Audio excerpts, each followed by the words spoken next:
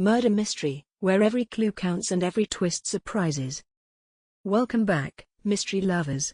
Today, we're diving into a chilling case, one where the music of a carnival masks the footsteps of a killer, and every tent hides a secret.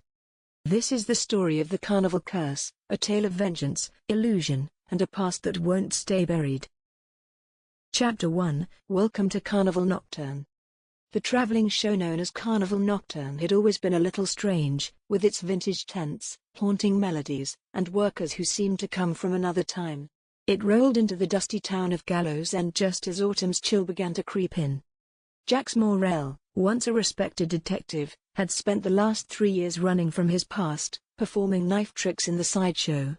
His hands were steady. His mind? Not so much. But then came the first death. A tightrope walker named Lena Devine, young, fearless, and beloved by the crowd, was found dead in the center ring after a late-night rehearsal. No marks. No wounds. Just a cold smile frozen on her face and one red rose resting on her chest. The police blamed a heart attack. But Jacques knew better. Lena was only 26. Chapter 2, A Rose for the Dead. Jacques started digging. Quietly. Carefully. 2 nights later, another death.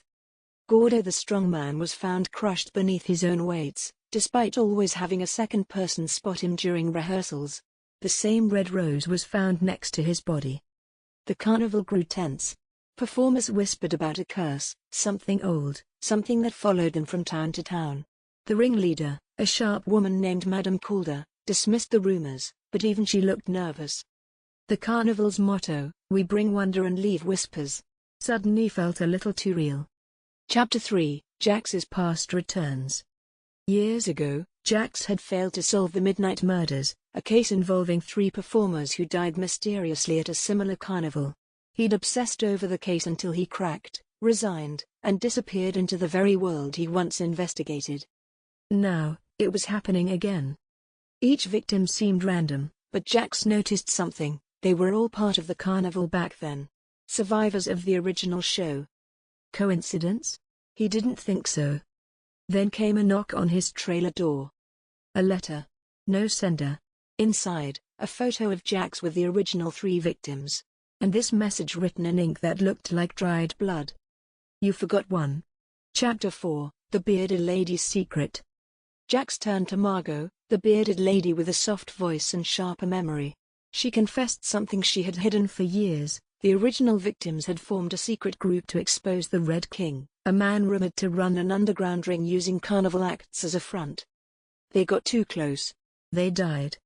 But Margot had escaped and vanished into a new identity, like the others. The question was, who else had escaped? And who was killing them now? Jacques realized the killer wasn't just recreating the past. He was tying up loose ends. Chapter 5, The Fire Breather's Fall. The next death was the most dramatic. Silas, the fire breather, was set to perform during the finale. But when he blew his first flame, the fuel ignited too quickly, and exploded in his face.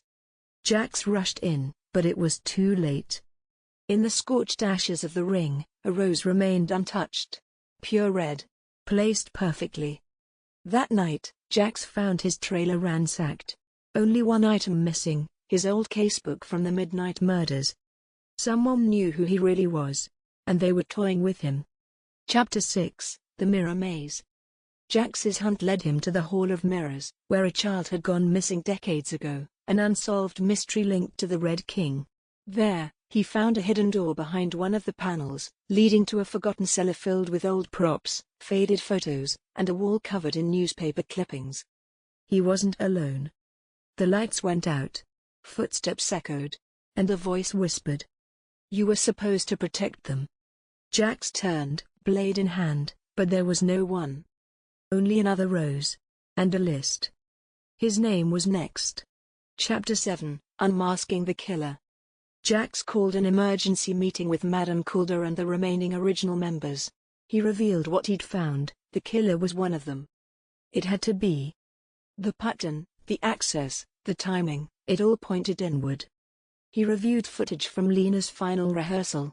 In one frame, he spotted a strange reflection, someone not supposed to be there. He enhanced the image. It was Benny, the silent clown. Benny had been with the carnival for years, never speaking. But he had a brother, Alistair Keene, the original Red King's enforcer, who vanished after the midnight murders. They were the same man. And now, the killer. Chapter 8, Curtain Call. Jax confronted Benny during the final performance. Under the glare of the spotlight, Benny laughed, the first sound he had made in years. He confessed, not out of guilt, but because he wanted the story to end. His art was revenge. His stage was the carnival. And Jax was his final audience. But Jax had one final trick. He'd poisoned the rose Benny carried. A paralytic. Non-lethal, but enough to stop him from escaping. Benny collapsed mid-act. The crowd thought it was part of the show. The applause was deafening. Epilogue: the curse breaks with Benny behind bars. The carnival moved on. But Jax stayed. For the first time in years, he didn't feel like running. He took a real job with security, kept an eye on the performers, and even reopened the mirror maze, with the hidden cellars sealed for good. The roses stopped appearing. But sometimes, in the wind that swept through the tents late at night, he could still hear laughter. And wonder if the curse ever really ended. Thanks for watching. If you enjoyed this haunting mystery, make sure to hit that like button and subscribe for more stories that'll keep you up at night. Until next time, stay curious. And stay safe.